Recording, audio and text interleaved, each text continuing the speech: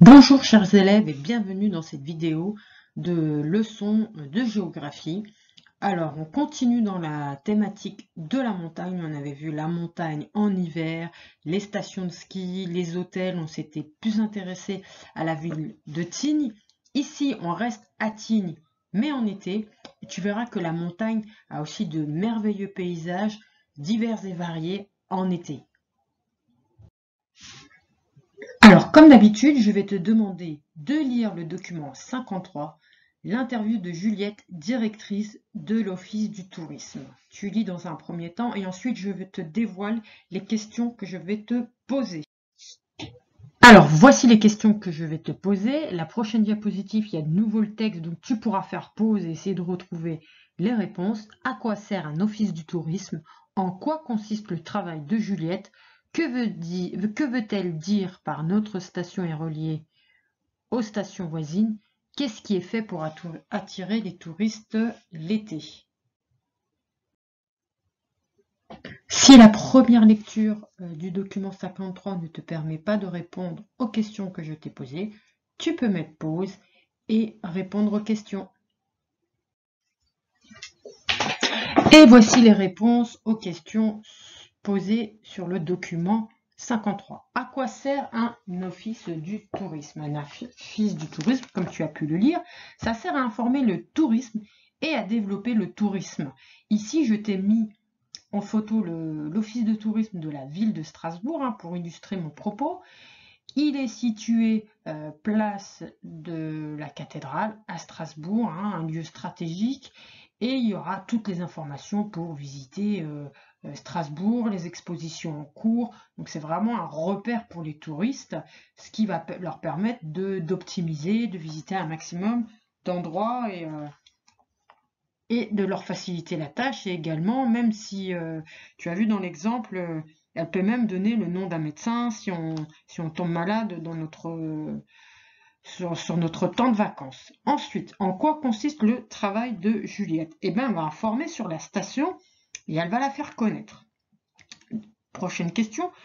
Que veut-elle dire par notre station est reliée aux stations voisines? Elle veut dire que les remontées mécaniques permettent d'accéder aux pistes des stations voisines. On n'a pas besoin de prendre son véhicule personnel pour aller d'une station à l'autre. Il suffit d'emprunter les remontées mécaniques.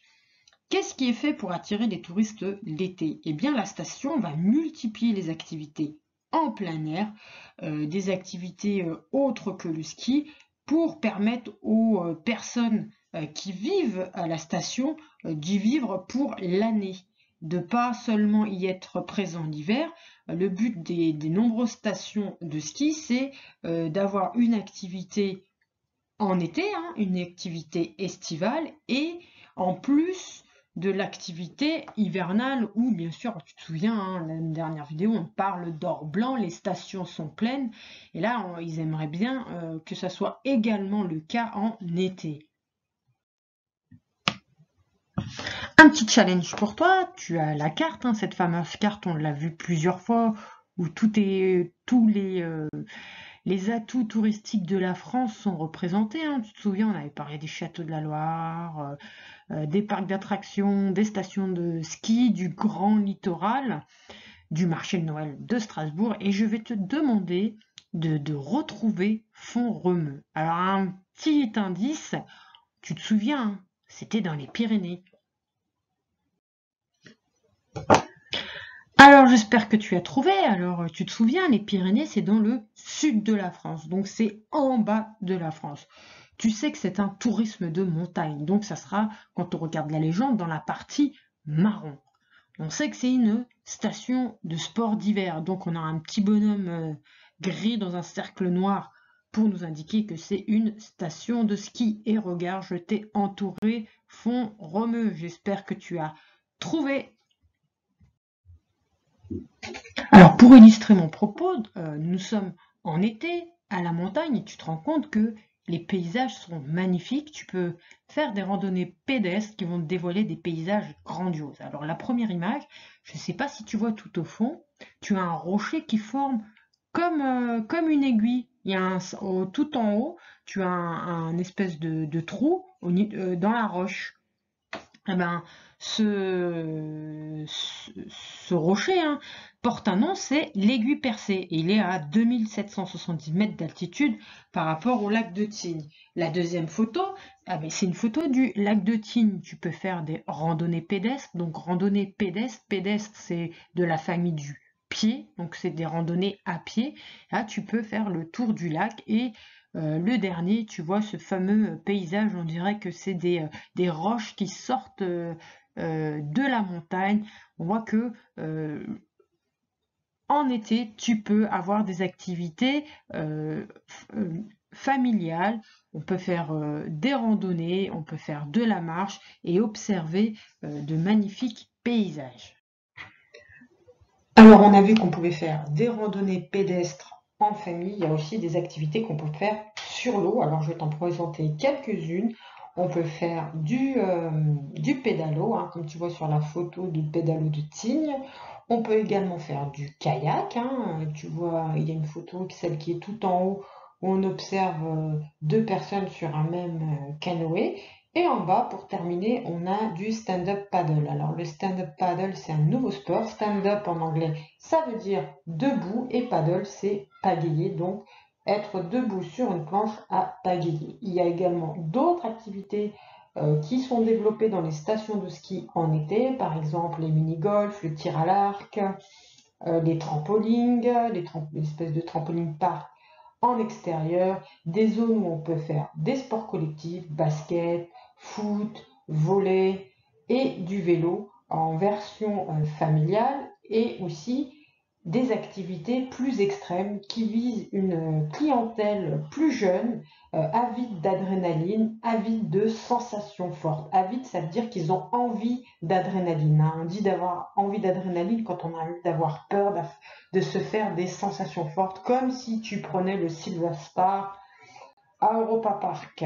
Et tu vas voir une vidéo là la prochaine, c'est une activité extrême que on ne fait pas en famille.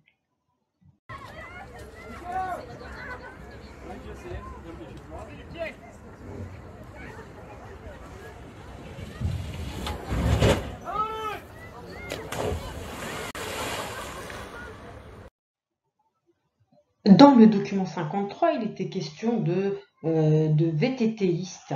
Alors, ces VTTistes, c'est des personnes qui pratiquent le VTT, le vélo tout-terrain. Alors ici, c'est pratiqué dans les stations de ski en été. Les remontées mécaniques sont utilisées traditionnellement en hiver pour permettre aux skieurs d'accéder aux pistes en haut des massifs, en haut des montagnes.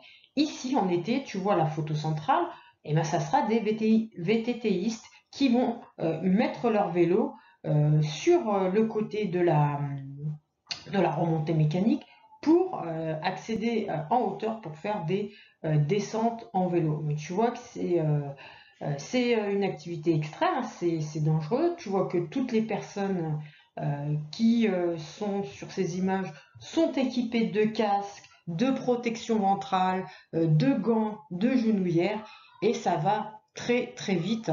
Je t'invite à aller sur YouTube, à visionner des descentes de vélo en montagne. C'est très très impressionnant. Frisson garanti.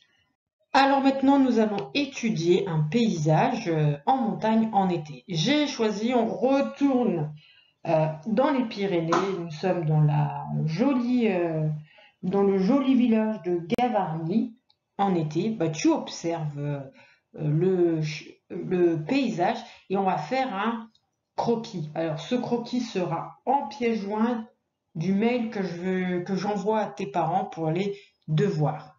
Si tu n'as pas d'imprimante, je vais te donner une petite astuce si tu n'as pas d'imprimante. Alors pause et observe bien ce paysage. Hein, rappelle-toi, premier plan, second plan, troisième plan, qu'est-ce qu'on observe, qu'est-ce qu'on voit. Alors mon astuce, si tu n'as pas d'imprimante, tu prends une feuille blanche, tu la mets sur ton écran et tu repasses le croquis, d'accord? Alors c'est le croquis qu'on va étudier. Donc tu te souviens, on en a déjà fait. Tu te souviens, c'était au sujet de la ville du village de Zellenberg. Ici c'est pareil. Tu vas devoir colorier le ciel de couleur bleue. Tu vas devoir colorer la roche nue, tu te souviens, c'est tout ce qui est roche au crayon gris. Tu vas devoir colorier la montagne boisée, donc avec des arbres au crayon vert foncé.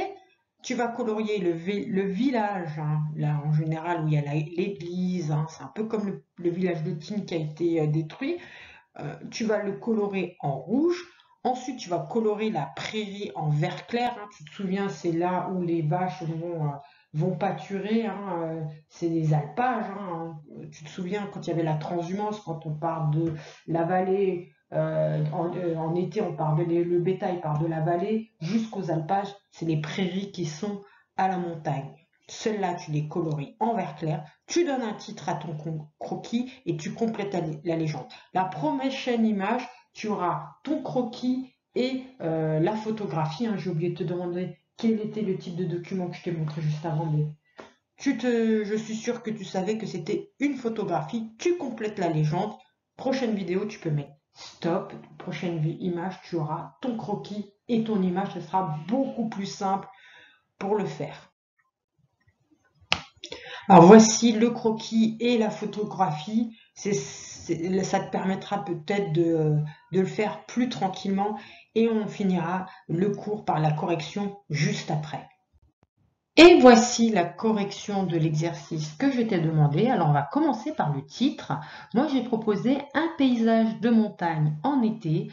Tu aurais pu mettre autre chose, hein, Gavarnie, village de montagne en été. C'était aussi accepté. Alors on va commencer par le ciel. Le ciel, j'ai décidé il est tout en haut, hein, on voit l'image, hein, à côté, ça nous aide beaucoup.